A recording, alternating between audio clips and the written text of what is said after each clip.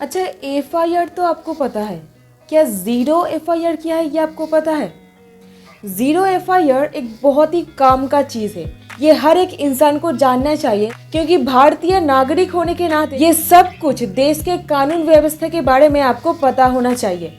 तो देखिए, जहाँ पर एक कॉग्निजेबल ऑफेंस होता है, यानी कि रेप, मर्डर, किसी को जला के मार डालना, ये सब कुछ एक कॉग्निजेबल ऑफेंस होता है। मतलब एक सीरियस टाइप के ऑफेंस, एक संज्ञेय अपराध। यहाँ पर अब डायरेक्टली पुलिस स्टेशन में जा करके सेक्शन 154 के तहत एकदम एफआईआर रजिस्टर करवा देंगे। और यहीं पे अगर सपोज कोई नॉन कॉग्निजेबल ऑफेंस हुआ है, असंज्ञेय अपराध, यहाँ पर अब एफआईआर रजिस्टर नहीं कर सकते। अब इसका मतलब क्या? सपोज कोई इंसान आपको देख करके ऐसा घूंसा तैयार कर रहा है, आपको पंच मारेगा ऐसा, ठीक है? या फिर ऐसा समझ लीजिए एक बहुत ही खतरनाक कुत्ता है, वो ढीला छोड़ रहा है आपके तरफ ताकि वो आपको जा करके अटैक करे, ठीक है ना? तो ये सारा का सारा ऑफेंसेस को एक नॉन कॉग्निजेबल ऑफेंस बोला जाता है। और ये सारा का सारा ऑफेंस असॉल्ट की कैटेगरी में आता है। असॉल्ट मतलब घूंसा पकाया जा रहा है पर आपको घूंसा मारेगा नहीं, ठीक है? मतलब आपको ऐसा लग रहा है कि अभी वो मार देगा, बट मारा नहीं। आपके अंदर एक ऐसा डर का फीलिंग्स आएगा ना, शायद वो मुझे मारेगा, इसलिए मतलब घूंसा तैयार कर रहा है। तो यही जो डर आपके अंदर पैदा होता है, इसको ही असॉल्ट बोला जाता है। अब क्रिमिनल फोर्स मतलब जो डॉग वाला एग्जांपल आपको दी, और जहाँ पर कोई भी प्रोवोकेशन नहीं है,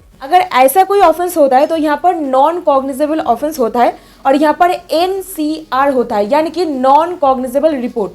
ये ज्यादा सीरियस नहीं है इसके कंपैरिजन में। कॉग्निजेबल ऑफेंस ज्यादा सीरियस होता है, non cognizable offence less serious होता है। और अभी कोई भी क्रिमिनल केस को शुरुआत करने के लिए 3 स्टेजेस होता है। सबसे पहले इन्वेस्टिगेशन होगा, उसके बाद इंक्वायरी किया जाएगा, उसके बाद ट्रायल किया जाएगा। अब इन्वेस्टिगेशन शुरू करने के लिए ना एफआईआर करना ही पड़ेगा।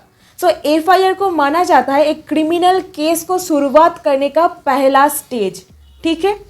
अभी यहाँ पर जीरो एफआईआर किया है। सपोज आप आगरा गए थे ताजमहल देखने के लिए, अब वहां पर जा करके आपके साथ कोई अपराध हो जाता है।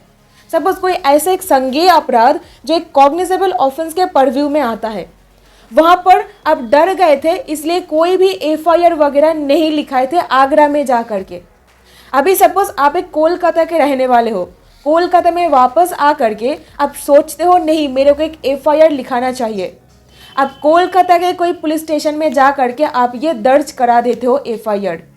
अब पुलिस ऑफिसर आपको वहां पर नहीं बोल सकते दैट आपके साथ अपराध हुआ था आगरा पर, और आप कोलकाता में आ करके एफआईआर दर्ज नहीं कर सकते हो। आगरा पर कोई ऑफेंस आपके साथ हुआ है, आप कोलकाता में जाकर भी ऑफेंस रजिस्टर कर सकते हो। इसको ही बोला जाता है जीरो एफआईआर।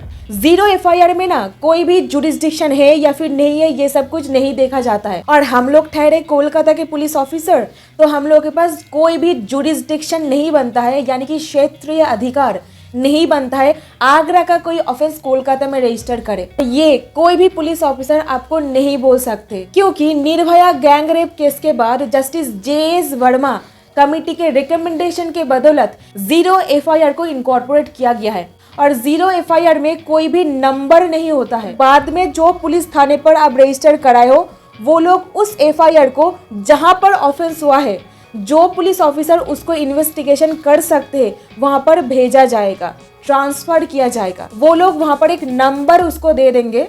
जैसे कि आप यहाँ पर देख सकते हो, ये जो 101/2023 यानी कि 101 नंबर का एफआईआर 2023 में रजिस्टर किया गया है। तो 2023 में जो एफआईआर रजिस्टर किया गया है, उनमें से इसका नंबर है 101। अब आगरा के पुलिस ऑफिसर ऐसा ही कोई नंबर डाल देंगे, तब वो एक रेगुलर एफआईआर बन जाएगा और पुलिस ऑफिसर तुरंत इन्वेस्टिगेशन करना चालू कर देंगे।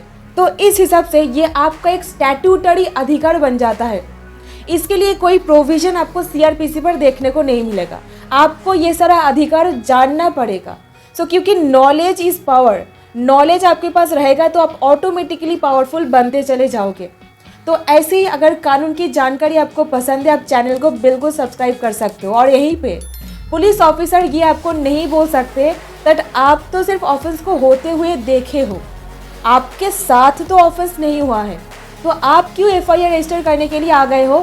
तो ऐसा आपको नहीं बोल सकते, क्योंकि Hemraj versus state of Punjab ऐसा एक केस हुआ था जहां पर सुप्रीम कोर्ट बोले आई विटनेस भी होना ही पड़ेगा हमेशा, ऐसा भी नहीं है। Hemraj versus state of Punjab का केस याद रखिएगा। और last point that is police officer का एक मैंडेटरी ड्यूटी बनता है, एफआईआर उनको रजिस्टर करना ही पड़ेगा।